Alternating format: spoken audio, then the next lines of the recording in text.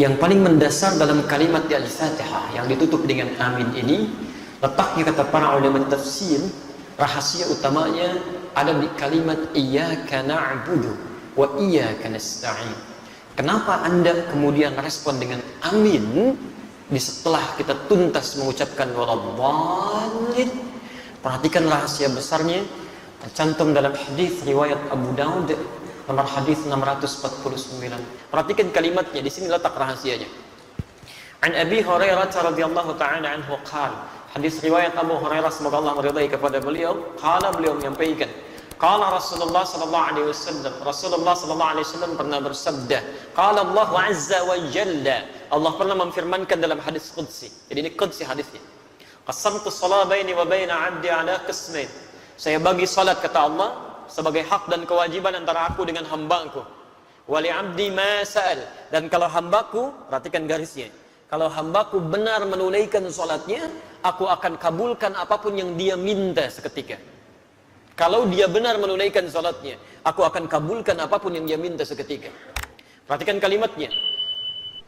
Idza qala al-'abdu alhamdulillahi rabbil alamin. Kalau seorang hamba dalam salatnya mengucapkan alhamdulillahi rabbil alamin, qala Allah azza wa jalla, langsung Allah jawab kalimatnya, hamadani 'abdi, hambaku sedang memujiku. Wa idza qala al-'abdu ar-rahmanir rahim, kalau hambaku mengatakan ar-rahmanir rahim, qala Allah azza wa jalla athna 'alayya 'abdi, Allah menjawab hambaku sedang menyanjungku. Wa idza qala al-'abdu maliki yaumiddin, kalau hamba kemudian berkata Malik yaumiddin, qala Allah azza wa jalla, Allah menjawab majjadani 'abdi, hambaku sedang mengagungkanku. Sekarang perhatikan rahasianya. Idza qala al-'abdu, kalau seorang hamba berkata dalam salatnya, iyyaka na'budu wa iyyaka nasta'in, ya Allah, sekarang kami ibadah, salat kami jadikan hanya untukmu, dan sekarang kami punya persoalan dalam kehidupan, kami mohonkan solusinya hanya kepadamu. Qala Allah azza wa jalla, seketika Allah akan menjawab kalimatnya. Perhatikan perbedaan dengan jawaban-jawaban sebelumnya. Hadza baini wa baina 'abdi, inilah perjanjian antara aku dengan hambaku. Wali 'abdi ma sa'al, kalau sampai kalimat ini dia ucapkan benar salatnya, maka apapun yang dia minta aku akan kabulkan seketika itu. Jadi kalau Anda benar dalam berdiri ini saja, sampai di sini saja Anda benar kalimatnya, kata Allah, mau minta apa kamu? Kamu minta apapun, saya akan kabulkan. Karena itulah sejak dulu para nabi dan rasul sebelum masa Nabi Muhammad SAW, setiap kali mereka menunaikan salat itu akan selalu menyampaikan doa-doa dalam hajat kehidupannya. Bismillahirrahmanirrahim. Assalamualaikum warahmatullahi wabarakatuh. Namun ternyata amin saja tidak cukup dalam ibadah. Karena kalimat amin itu di dalam Al-Quran diletakkan setelah kalimat iyyaka na'budu wa iyyaka nasta'in ihdinas siratal mustaqim dan seterusnya ayat. Yang paling mendasar dalam kalimat di Al-Fatihah yang ditutup dengan amin ini, letaknya kata para ulama tafsir, rahasia utamanya ada di kalimat iyyaka na'budu wa iyyaka nasta'in. Kenapa Anda kemudian respon dengan amin di setelah kita tuntas mengucapkan waladhdallin? Perhatikan rahasia besarnya, tercantum dalam hadis riwayat Abu Daud nomor hadis 649. Perhatikan kalimatnya, di sini letak rahasianya. An Abi Hurairah radhiyallahu ta'ala anhu qala, hadis riwayat Abu Hurairah semoga Allah meridai kepada beliau, qala, beliau menyampaikan, qala Rasulullah sallallahu alaihi wasallam, Rasulullah sallallahu alaihi wasallam pernah bersabda, qala Allah azza wa jalla, Allah pernah memfirmankan dalam hadis qudsi. Jadi ini qudsi hadisnya. Qasamtu shalah baini wa baina 'abdi ala qismain. Saya bagi salat kata Allah sebagai hak dan kewajiban antara aku dengan hambaku. Wali 'abdi ma sa'al, dan kalau hambaku, perhatikan garisnya, kalau hambaku benar menunaikan salatnya, aku akan kabulkan apapun yang dia minta seketika. Kalau dia benar menunaikan salatnya, aku akan kabulkan apapun yang dia minta seketika. Perhatikan kalimatnya. Idza qala al-'abdu alhamdulillahi rabbil alamin. Kalau seorang hamba dalam salatnya mengucapkan alhamdulillahi rabbil alamin, qala Allah azza wa jalla, langsung Allah jawab kalimatnya, hamadani 'abdi, hambaku sedang memujiku. Wa idza qala al-'abdu ar-rahman ar-rahim, kalau hambaku mengatakan ar-rahman ar-rahim, qala Allah azza wa jalla athna 'alayya 'abdi. Allah menjawab, hambaku sedang menyanjungku. Wa idza qala al-'abdu malik yaumiddin, kalau hamba kemudian berkata malik yaumiddin, qala Allah azza wa jalla, Allah menjawab majjadani 'abdi, hambaku sedang mengagungkanku. Sekarang perhatikan rahasianya. Idza qala al-'abdu, kalau seorang hamba berkata dalam salatnya, iyyaka na'budu wa iyyaka nasta'in, ya Allah, sekarang kami ibadah, salat kami jadikan hanya untukmu, dan sekarang kami punya persoalan dalam kehidupan, kami mohonkan solusinya hanya kepadamu. Qala Allah azza wa jalla, seketika Allah akan menjawab kalimatnya. Perhatikan perbedaan dengan jawaban-jawaban sebelumnya. Hadza baini wa baina 'abdi, inilah perjanjian antara aku dengan hambaku. Wali 'abdi ma sa'al, kalau sampai kalimat ini dia ucapkan benar salatnya, maka apapun yang dia minta aku akan kabulkan seketika itu.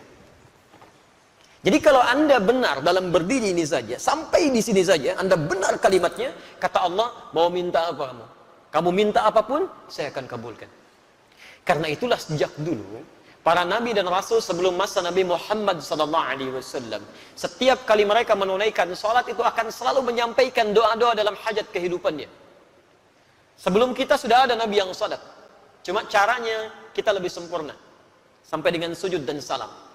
Dulu Masya Allah, Nabi Zakaria salat, Quran surah ketiga Ali Imran ayat 38-39, posisi paling kanan sebelah atas. Ya, Masya Allah, Nabi Isa salat, Quran surah 19 dari ayat 31, ya, posisi paling kanan di pertengahan. Nabi Ismail bahkan, ya, kakek Nabi Muhammad SAW ke-29 salat dan memerintahkan keluarganya untuk salat, Quran surah 19 di ayat 55-nya. Di semuanya salat. Nabi Musa salat, Nabi Ibrahim salat, semua salat. Jadi kalau Anda urutkan dari Nabi Muhammad SAW sampai Nabi Adam, mereka pun salat dengan cara yang berbeda dengan kita, dan kita lebih sempurna. Muhammad bin Abdullah bin Abdul Muttalib bin Hashim bin Abdul Manaf bin Qusay bin Murrah bin Kilab bin Ka'b bin Ghalib bin Fihr bin Malik bin Nadar bin Kinana bin Khuzaimah bin Mudrika bin Ilyas alaihi salam bin Nizar bin Mudar bin Ma'ad bin Adnan bin Addi bin Adri bin Muqawwam bin Nahur bin Talih bin Ya'rub bin Yasjub bin Nabit bin Ismail alaihi salam bin Ibrahim alaihi salam bin Adhar bin Nahur bin Abir bin Kinan bin Arfakhshad bin Sam bin Nuh alaihi salam bin Mihlail bin Matushada bin Kinan bin Anwas bin Thith bin Adam alaihi salam. Nabi Muhammad sallallahu alaihi wasallam sampai ke atasnya semua salat. Perhatikan apa yang paling hebat terjadi. Pernah dulu ada dua orang menikah. Setelah berumah tangga ternyata secara medis divonis tidak mungkin punya keturunan.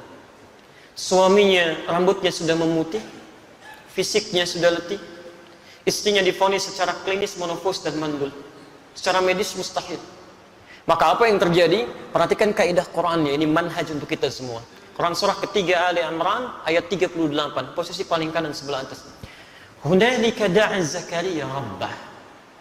Di mihrabnya kemudian Nabi Zakaria yang mengalami peristiwa tadi, ya, yang saya sebutkan, rambut memutih, fisiknya sudah letih, dengan kondisi istrinya ada di Quran surah 19 Maryam, dari ayat keduanya sampai dengan ayat ke-10, ya, posisi paling kanan dari atas sampai bawah. Kemudian setelah semua mengatakan mustahil punya keturunan, apa yang dilakukan? Nabi Zakaria meninggalkan pendapat manusia, langsung bermohon kepada Allah yang tanpa batas. Maka masuk ke mihrabnya bermohon. Qala rabbi hamli min ladunka dzurriyyatan thayyibah innaka sami'ud du'a. Ya Allah, semua mengatakan mustahil saya punya keturunan. Saya hanya bermohon sekarang hanya kepadamu ya Allah, yang tidak punya batas dalam kekuasaannya. Engkau pasti dengar doa saya. Kalau pada yang maha mendengar saja belum dikabulkan, pada siapa lagi saya mesti minta ya Allah? Ini rumus dalam Al-Quran. Kalau Anda sedang punya persoalan dalam kehidupan, jangan putus asa. Kalau semua makhluk mengatakan mustahil, mengangkat tangannya dan mereka menyerah, itu tanda pertama dari Allah supaya Anda meninggalkan pendapat makhluk, langsung memohon kepada Allah Subhanahu wa taala. Isyarat yang ditemukan di Quran karena Allah ingin memberikan langsung kepada Anda tanpa melalui perantara yang lainnya. Kalau dengan sudah diberikan seperti itu belum mampu mendekatkan Anda kepada Allah, Anda mesti diberikan seperti apa lagi? Sehat belum bisa mendekat kepada Allah. Mata bisa melihat, belum bisa menggunakan untuk melihat yang baik-baik. Diberikan sakit belum ingat Allah juga. Anda mesti bagaimana lagi supaya ingat Allah? Ada anak orang matanya nggak bisa lihat, Cuman usianya 4 tahun, ada yang 5 tahun, mata buta, masih mau menghafal Quran, sampai hafal Quran. Muaz namanya.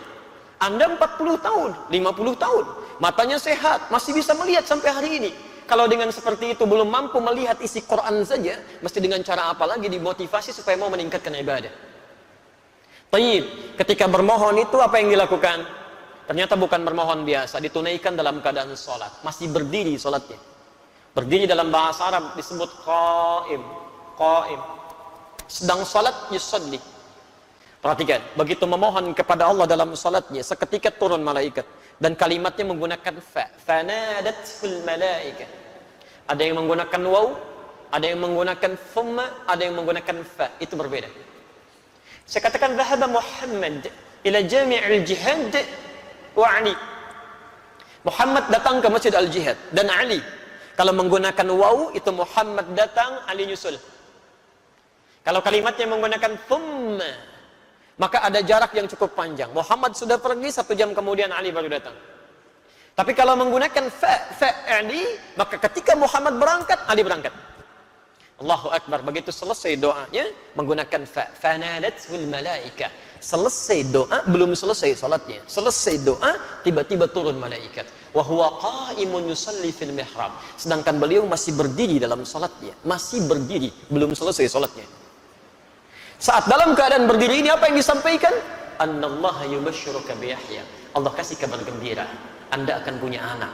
Namanya langsung dari Allah, Yahya. Artinya hidup. Yang mustahil menurut manusia. Lahir dari rahim seorang perempuan yang monofos dan mandul, bayi yang hidup, kata Allah tidak ada yang mustahil. Dan terlahir dalam keadaan sehat menjadi nabi setelah itu. Taat menunaikan salat.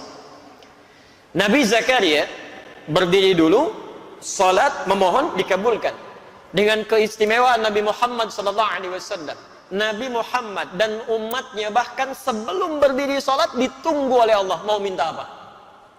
Nabi Zakaria berdiri dulu salat, minta, dikabulkan. Umatnya Nabi Muhammad sebelum salat ditunggu oleh Allah, mau minta apa. Turun Quran surah kedua Al-Baqarah ayat 45 sampai 46, posisi paling kanan, pertengahan agak sedikit ke bawah. Perhatikan kalimatnya, wasta'inu bis sabri was salah.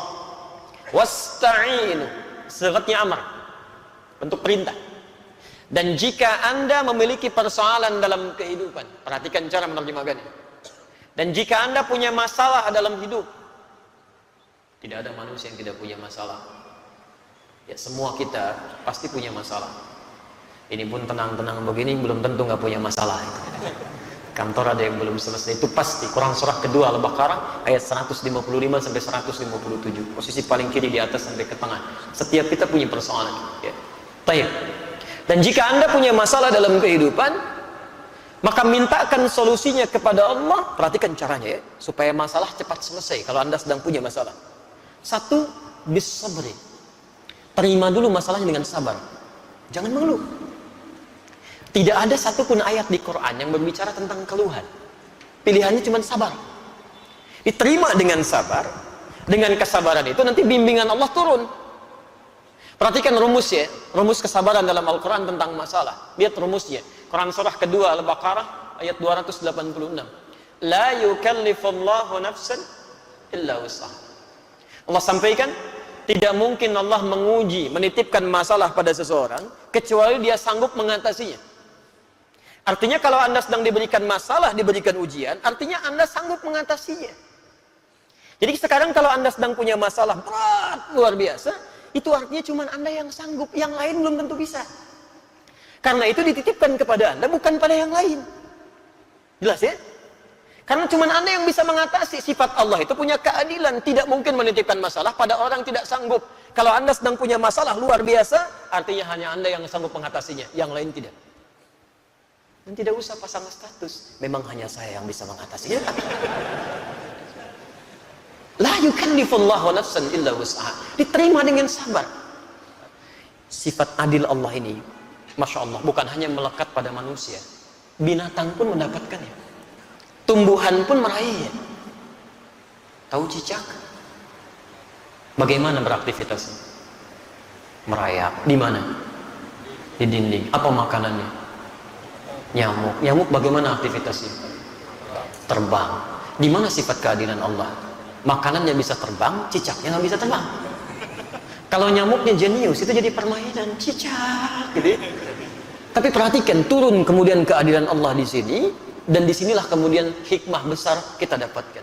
Orang tua kita hanya mengajarkan sedikit lirik untuk memahamkan itu. Cicak-cicak di dinding. Diam-diam, Allahu Akbar. Cuman diam-diam merayap. Keadilan Allah hanya memerintahkan kamu merayap, ya. Dia merayap walaupun cuman diam-diam. Perhatikan, ketika cicaknya mengikuti ikhtiar yang ditetapkan Allah, merayap dia sekalipun diam-diam, yang terjadi setelahnya apa? Datang seekor, Allahu Akbar. Nyamuknya yang datang, bukan cicak yang mendatangi nyamuk. Dia cuma dituntut merayap walaupun diam-diam. Rizkinya datang, bukan cicak yang mendatangi nyamuk. Nyamuknya yang datang. Siapa yang mendatangkan nyamuk pada cicak? Kalau dia tidak merayap, gak akan datang, Pak. Cicak saja yang tidak dihisab, rizkinya ada. Apalagi antum yang dihisab. Datang seekor nyamuk, setelah itu silahkan, ya. Jadi selalu gitu kan, ada kebaikan yang bisa kita dapatkan.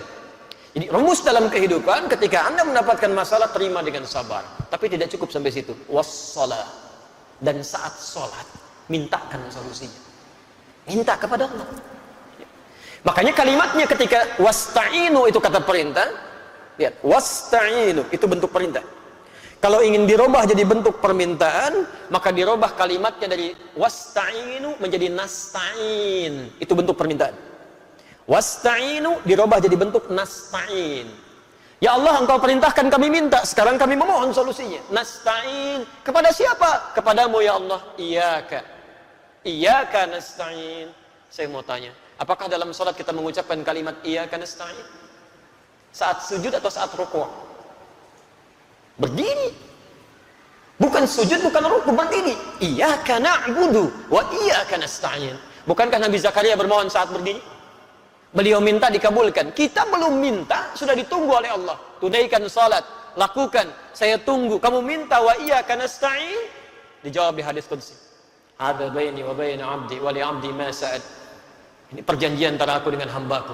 Kalau hambaku benar salatnya, maka akan kabulkan apapun yang dia minta. Allahu Akbar.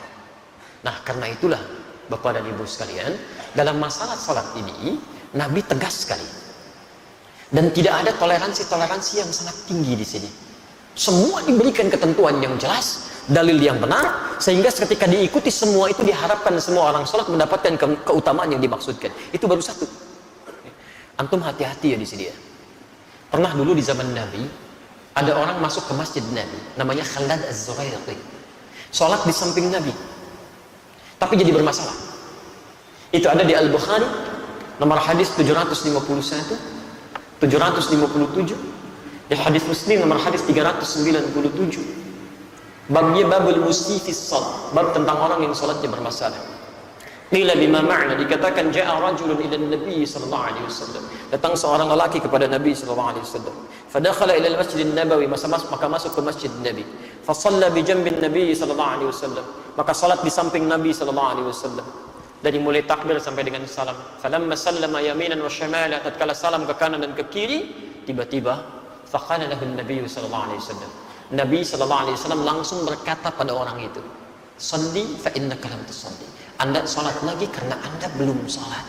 Padahal sudah salat. Fa'ada salatahu thalatha marrat. Kemudian ia mengulangi salatnya sampai dengan 3 kali. Faqala lahu an-nabiy sallallahu alaihi wasallam mithla ma kana. Setiap kali dia salam, Nabi tetap mengulangi kalimat yang sama. Ulangi salatnya, kamu belum salat. Faqala ya Rasulullah ma ahsanu ghairah. Maka dia berkata, ya Rasulullah, saya tidak bisa lebih baik lagi daripada ini. Faqala lahu an-nabiy sallallahu alaihi wasallam. Maka Nabi berkata kepada orang ini setelah dia mengatakan, "Alimni, tolong ajarkan saya." Kata Nabi, "Idza qumta ila shalah fa asbighul wudu." Kalau ingin salatnya sempurna, begini, sempurnakan dulu wudunya, dicontohkan Rasulullah. Kemudian famastaqbilil qiblah, menghadap ke arah kiblat, begini caranya. Diatur dari mulai berdirinya, merapatkan safnya, sampai dengan kemudian bertakbir sampai salamnya. Setelah selesai itulah kita mendengar kalimat sampai hari ini. Sallu kama ra'aitumuni usalli. Al-Bukhari nomor hadis 651. Salatlah kalian persis seperti melihat saya ini salat. Nah, ternyata praktek Nabi ini meminta kita salat seperti pernah melihat Nabi salat. Dulu sahabat melihat dan mengajarkan pada generasi setelahnya, bukan ingin membebani kita salat, tapi supaya salat kita benar. Dengan benarnya salat itu, manfaat salat bisa kita dapatkan dalam kehidupan. Minimal doa kita bisa dijawab oleh Allah. Bukankah dalam semua gerakan salat ada doanya? Ruku ada doanya, sujud ada doanya, duduk di antara dua sujud 7 permintaan, ada yang minta rezeki, ada yang minta rahmat, ada yang minta ampunan, ada yang minta perlindungan, Rabbighfirli warhamni wajburni warfa'ni, dan seterusnya. Subhanallah. Jadi ada kebaikan di situ. Itu baru 1, belum 4 yang lainnya.